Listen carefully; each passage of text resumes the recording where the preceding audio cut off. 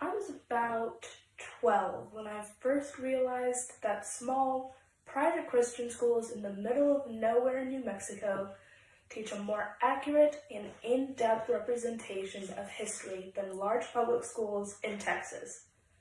In Clovis, New Mexico, we had a month-long lesson during Black History Month, at the end of which we each wrote an essay on Martin Luther King Jr.'s I Have a Dream speech that would be presented at the annual MLK Day brunch.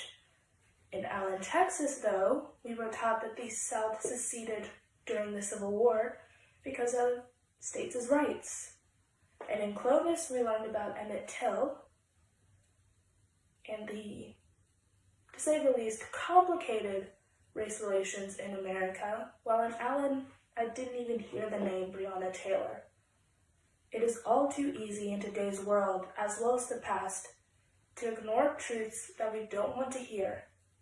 While yes, states did secede because they wished for the protection of their states' rights, the only real right that they fought to protect was the right to beat, murder, rape, break African Americans, and everyone whose skin was just a little too dark or whose facial features were just a little too different from traditional Caucasian features.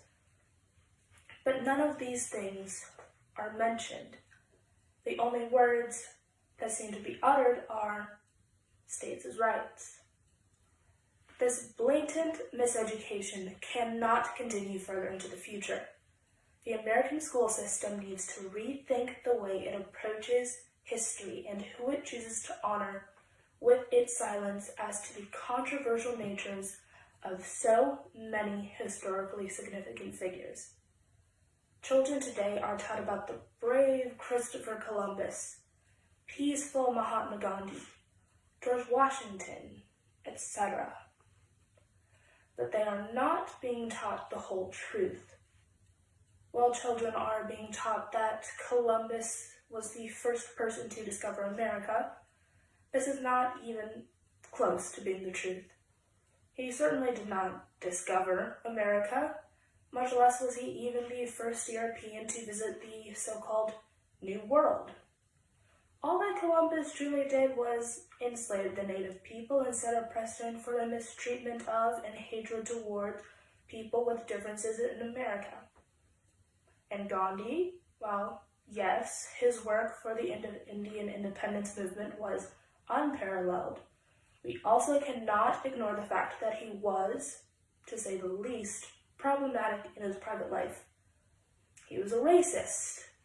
In his early writings from South Africa, Gandhi wrote that white people should be the predominating race in that region. He said that black people are troublesome, very dirty, and live like animals. He was a misogynist as well as a sexual predator. He used female members of his ashrams to carry out experiments on his sexuality that included bathing, sleeping, and receiving messages from these women while they were naked. Even his own grandniece, who was only 18 at the time. Even America's founding fathers, George Washington, Thomas Jefferson, and 39 others out of the 56 who signed the Declaration of Independence owned slaves. George Washington owned 123 human beings at the time of his death, and his wife owned 153 enslaved people. Washington ordered an enslaved person to be whipped for simply walking on the lawn. He aggressively hunted down runaways, and he took great pains to prevent his slaves from mistakenly being freed while visiting free states. Even as Jefferson penned the words that became the foundation of America, we hold these truths to be self-evident, that all men are created equal, that they are endowed by their Creator with certain unalienable rights, that among these are life, liberty, and the pursuit of happiness. The only people truly included in this statement were white men. This isn't all to say that students today should learn about these historical figures. Simply ignoring them and erasing them from history would be just as unthinkable as progressing in our willful ignorance.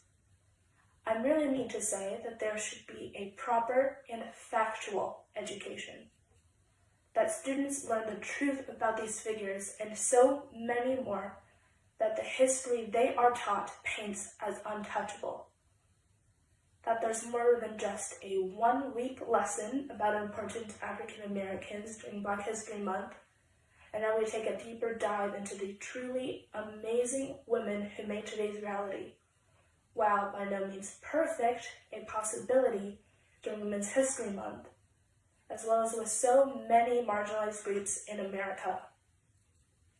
To help rectify the situation, I support the New York Times 1619 Project, which has led to the development of curriculums and lesson plans based on the idea that U.S. history began not in 1776 with the Declaration of Independence, but in August of 1619, when more than 20 enslaved Africans were brought to Point Comfort, Virginia, and explores the history of slavery in our country and how it has influenced every single aspect of life in the United States. We can no longer ignore the divisions that pervade America. We need to address the history of these divisions to finally put a stop to them, so that we can get to a place where there are no more Emmett Tills, Eric Garners, Michael Browns, Tamir Rices, Walter Scotts, Alton Sterlings, Philando Castiles, Stephon Clarks, Breonna Taylors, George Floyds, and Daunte Wrights.